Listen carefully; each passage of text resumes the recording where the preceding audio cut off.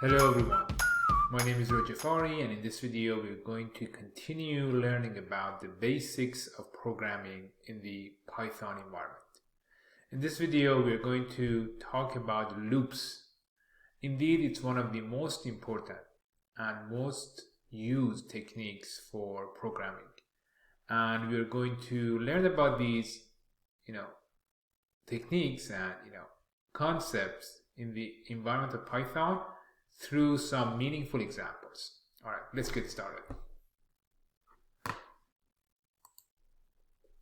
So every time you have iterations of operations, iterations of code you want to run, so you want to run the same code more than once, 100 times, 2,000 times, 1,000,000 times, right?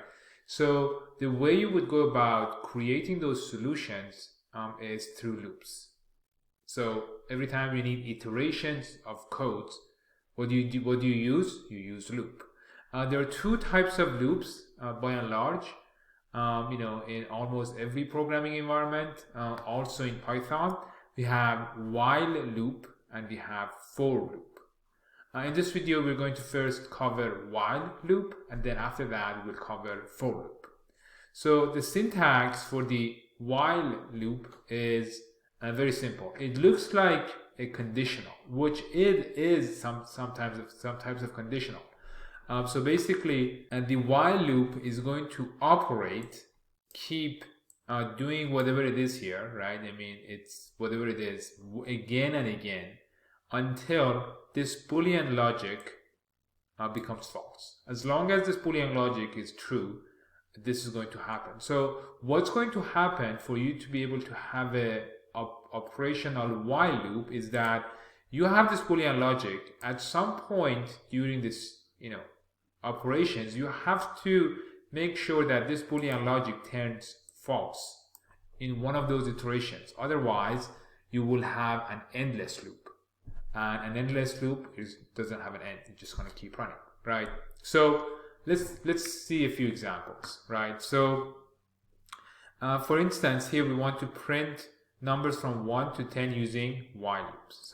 So the way we would go about this for a while loop, most of the time we need an index. So we use an I, and we say, okay, I start from 1, and then you start your while. You see while is a reserved keyword. So while I smaller than or equal to 10. We may have to change these. Let's just sort of get our codes going, and then if we have to change things up, we can come back and change them. Then print I, right? And then I have to sort of like get into a counter into this while loop, right? So I can say I is equal I plus 1, and when I do that, now this is going to run. It's going to print I, and then I is going to turn to 2. Then still I is smaller than 10, and then after that 2 is going to be printed, and so on and so forth. It's going to run until I is 11, and then the loop is going to stop, right? So once I run this, I can see 1 to 10 is run here. A few things here. One of them is that while this is okay for you to actually write something like this, but there is a simpler and more concise way of doing this. You could replace this. Let me comment this out. So whenever I put a pound sign, what's going to happen, this is not going to be run, right? So this is just going to be a comment. So once I run this, we will experience that endless loop. Do you remember? I said if this doesn't change, right, because I is always 1, now we have an endless loop. But that's beside the point. Let me stop the kernel, right? So shutting off the kernel.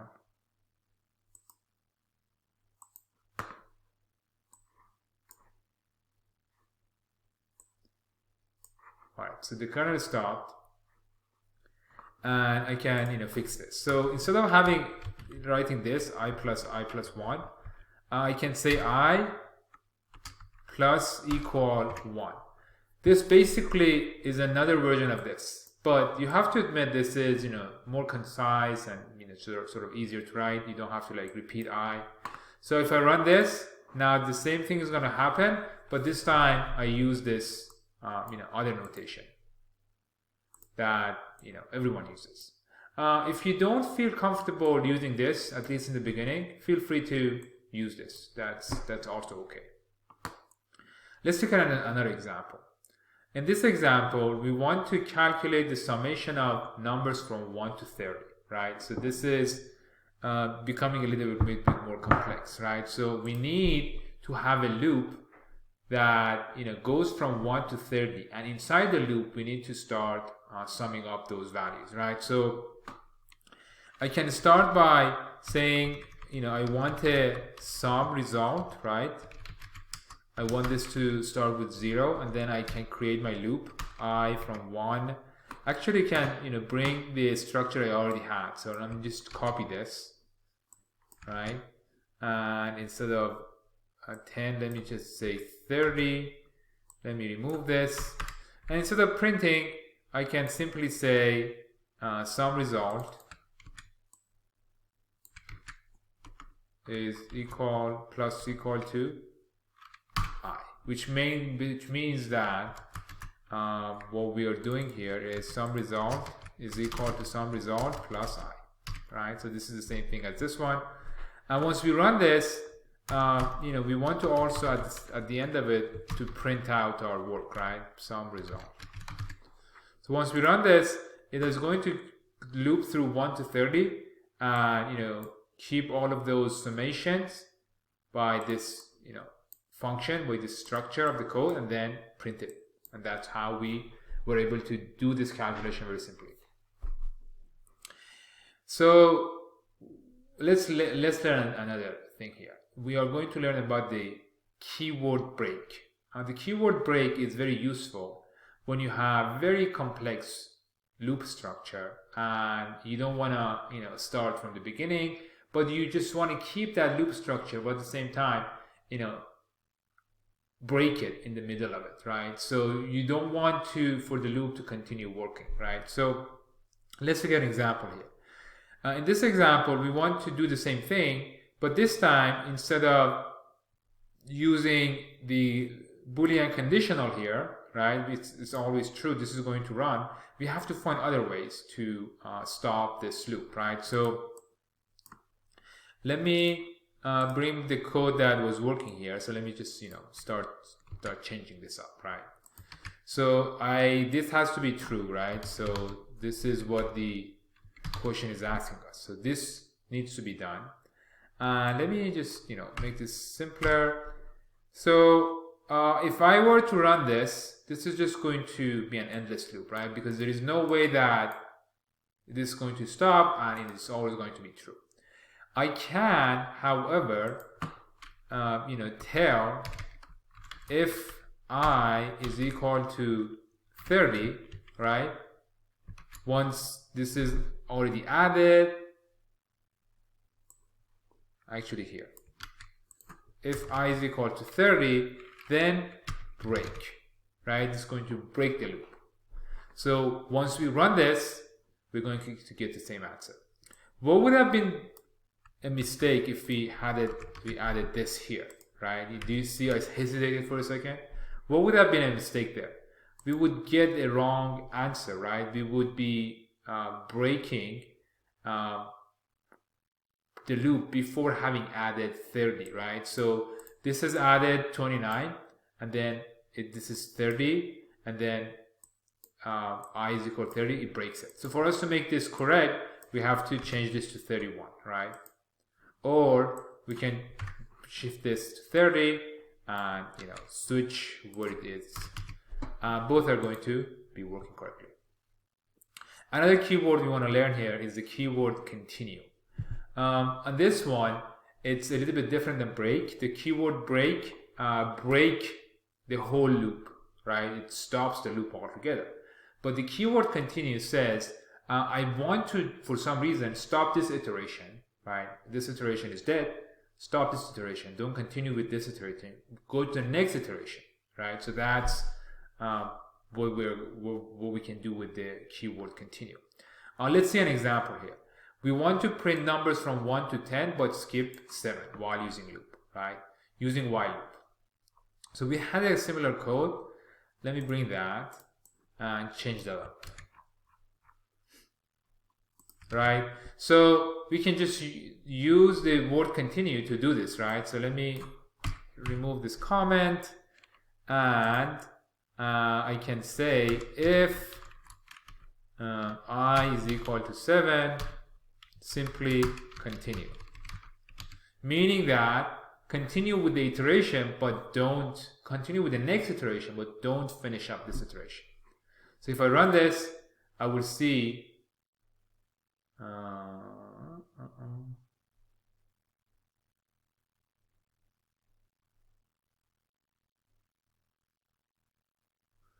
so we are in an endless loop.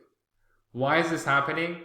Because it's happening. The reason for this happening is that you come to 7, and every time it's going to be 7, and this is just going to continue, and this is an endless loop.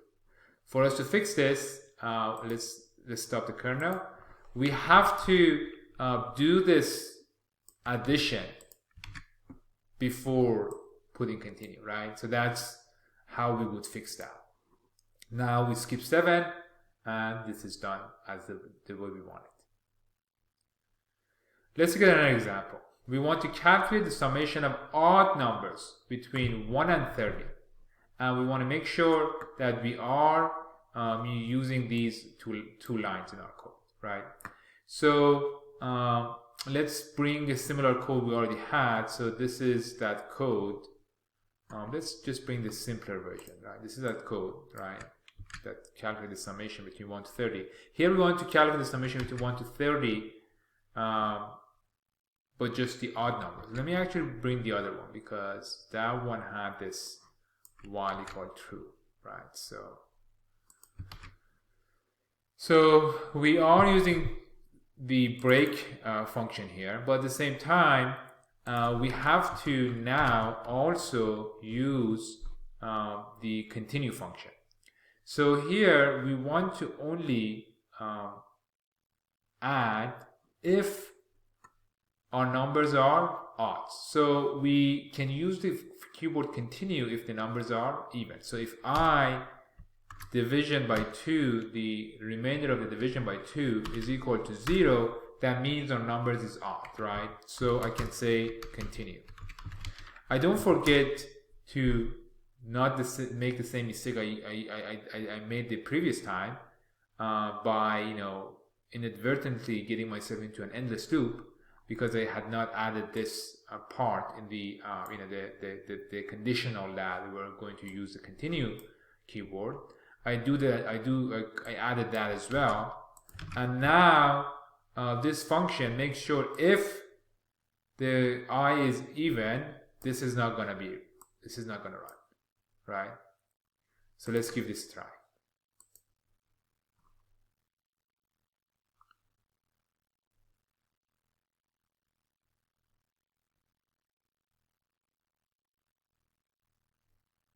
This is an endless loop. But why is this an endless loop? We can do some detective work here. Let's just print I, see where that is. If we print I, we see that I has been adding up. So what's happening here, because of the way we have created this code,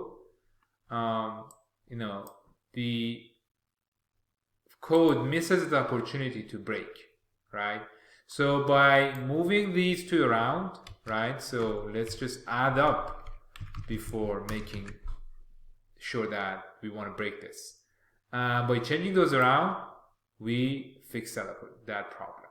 So now this is the value of all of the odd numbers summation between 1 to 30.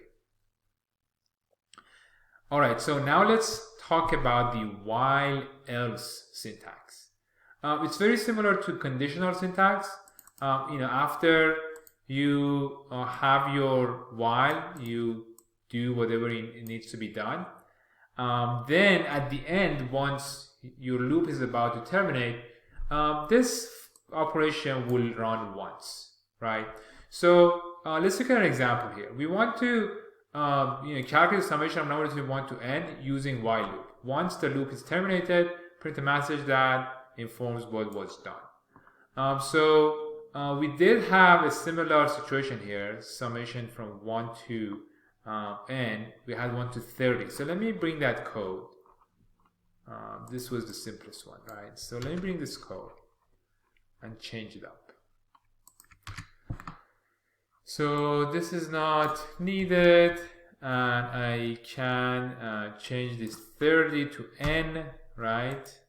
So this is, we're starting to be more parametric, right? So let's it has another number, right? And after this is done, else print the code is terminated. So once I run this, it says the code is terminated, and tells me what I needed to know, right? Which is the sum of result. This may sound counterintuitive why such a thing exists. This is actually sort of like, it's not necessary, because after the while loop, right, without even having to have an else, you could have just printed this, right? I mean, this is just going to be run once after that while loop is over, right? This is going to be the same result. Or, you could be passing the keyword pass, which basically says, I don't want to remove the structure, just pass here, and then change the indentation here, and you're going to get the same thing. So the else syntax can be used, but there is no real advantage to it. All right, so now let's shift gear and move to the for loop syntax. With the for loop syntax, you have to remember in Python, the only way you can do a for loop syntax is to loop through a collection, right? You have to have a collection already. If you don't have a collection, you cannot do a for loop, right? So a collection could be a list, could be a string, could be a dictionary. These are things that we're going to learn in one of the future videos, but the list is a list. It's a collections of numbers, strings, or whatever. So let's take an example here. For instance, we want to print the characters in your name one by one, right? So I say my name, this is the string, right? So it's Roy Jafari, and I use this syntax, right? So what is the collection here is my name, right? What is each of these items? You could use this as an item, right? Let's just do that with that. And for the operation, I want to print item, right? And you get this, Roy Jafari. You could change this whatever you want. I mean, I suggest that you actually use something that is intuitive. In this case, these are characters, so use char. And this is going to run that way, right? So you want to use something that is intelligible and it's intuitive. Let's look at another example. So in this example, we want to print the numbers in the following list, right? So this is a list, right? So let me copy this list. I call it my list. And exactly like the other one, for num as a number in my list, colon, print num. It's going to iterate and do this for each of these values.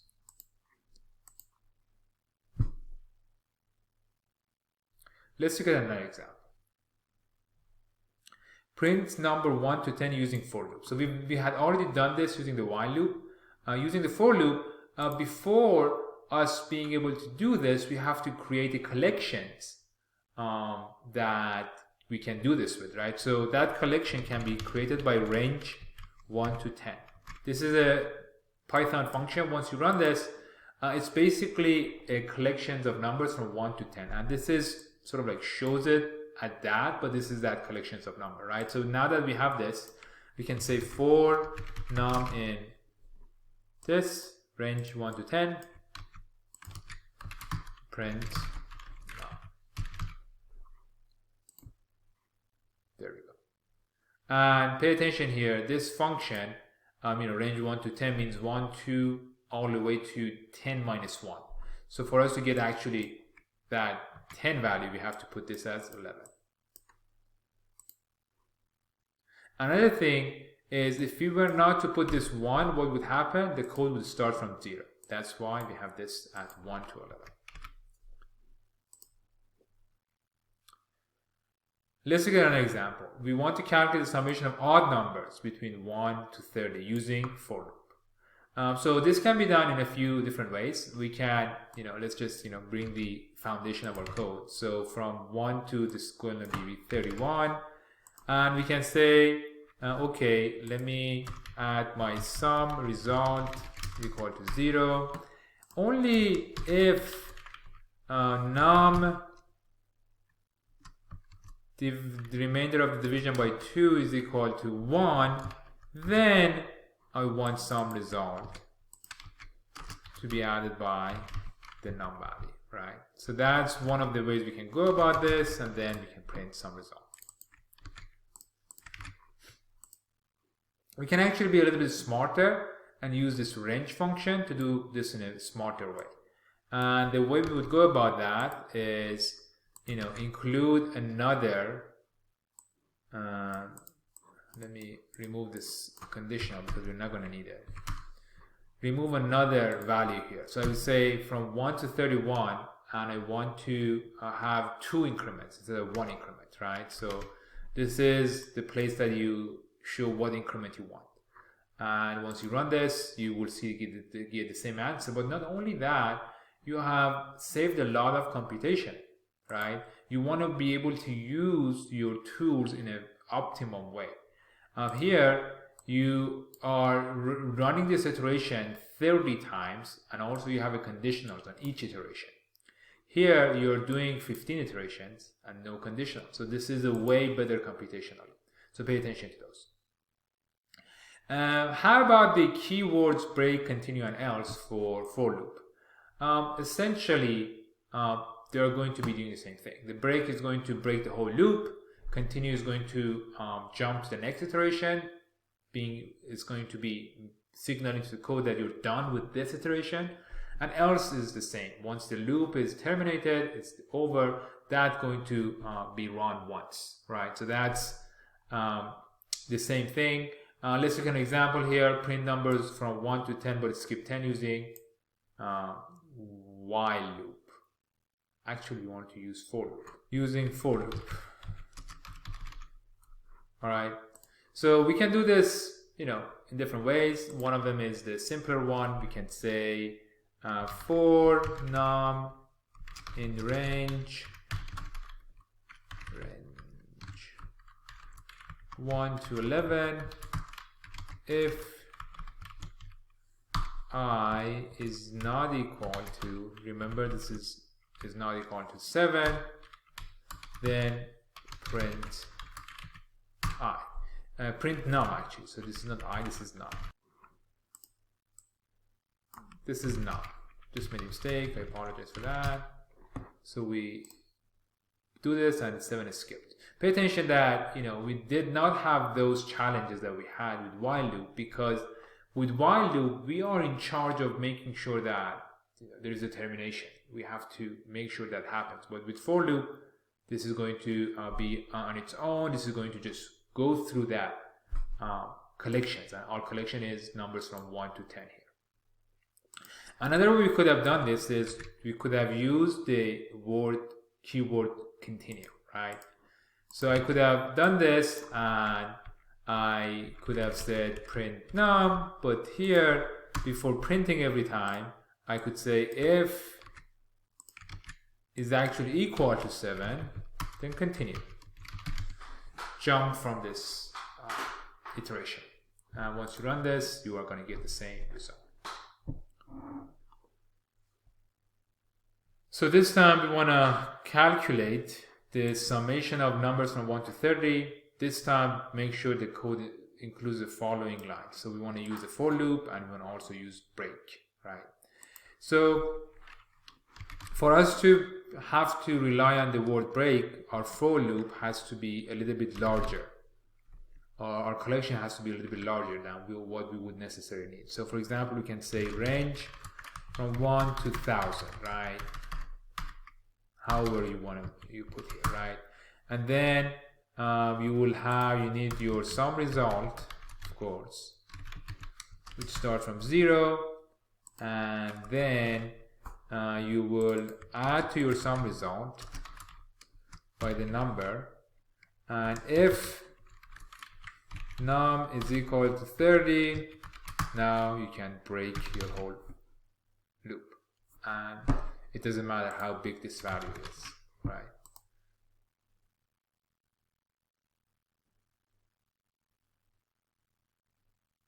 We have to put in. So that was the syntax error. Oh, we forgot to print sum result. Print sum result, and there we have it. All right, another thing we want to learn here is nested loop. It's just simply a more complex structure of loops where within a loop you have another loop or other loops. And as long as you're in that iterations of the first loop and then you have another loop, the second loop is going to finish its iteration before it's going to the next iteration of the other loop, right? So this is just the same thing. It's just going to be using different loops nested to each other for being able to solve more complex problems, right? So for instance, let's look at an example here. We want to calculate and print the summation of 1 to n for n ranging from 2 to 50. Basically, we want to calculate the summation of 1 to 2, and then calculate the summation of 1 to 3, all of the numbers from 1 to 3, and then calculate the summation of all of the numbers from 1 to 4, and we're going to continue that all the way to 50, right? So in here now, we cannot just get away with just one loop. We have to have more than one loop. So let's do this together. So we say for n in range from 2 to 51, and 51, you know why? Because this is going to be actually till 50, right? That's what we need. And now we will need another loop inside this loop. So let me create my sum result here, right? Which is equal to 0, and then I need another loop from let's call this I in range 1 to n plus 1, right? So the index of the first loop is a parameter of the second loop, which is I want to just go all the way till n plus 1, which is going to be n, right? So now I can say, okay, sum result added up with I, right? And now once everything is done, now I want to print the sum result, right? So once I run this, the summation from 1 to 2, summation of all of the numbers from 1 to 3, and so on and so forth.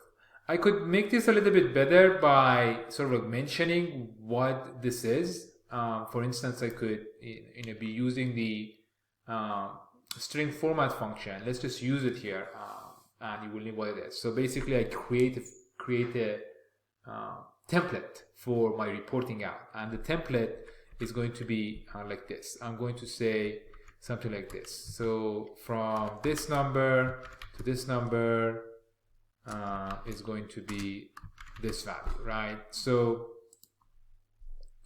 now I use format, which is a function that comes with every string, right? And this format function is very useful when you have template-like report, right? So now I can fill in what I want to be here. So I say here has to be the value 1. Since this is a value, let me just actually change this to 1 and remove this. And then on this one, I want to have the value of n, this value. And then on this one, I want to have some result, right? So now I am going to have a much better looking report, right? The summation from 1 to 2 is 3, the summation from 1 to 3 is 6, and so on and so forth, right? So it's useful to creating better looking report. This is something that we're going to come back to in a few videos, but it's very simple. I mean, this is how you would go about this. Let's look at another example, perhaps the last example. We want to calculate and print the factorials of 1 to 50, right? So factorial of a number, let's say n, is the multiplication of all of the numbers from 1 all the way to that number, right? So factorial n is 1 multiplied by 2, 3, all the way to n. And again, because this is, we want to have 1 to 50, we're going to need loop within a loop. So it's going to have to be done with it using a nested loop, right? So let me actually bring this code. We can change it up, right? And this has to change to 1. This is the same. Some result is good. This is good. But here, instead of plus, we want multiplication, right? Because this is multiplication. We have to pay attention also that, when we want such multiplication, our base cannot be 0, because 0 multiplied by anything is going to be 0. So we have to change that to 1, right? And now we can have a better looking report like this, right? So we can say factorial is equal, right? So n factorial is equal to some result, right? So once we run this, now we get what we wanted. All right, in this video, we're able to learn about loops, while loops and for loops, talk about them, see a few meaningful examples. As you can see, our examples are becoming more complex and more representative of the real world, and this is going to continue as we learn more tools of programming.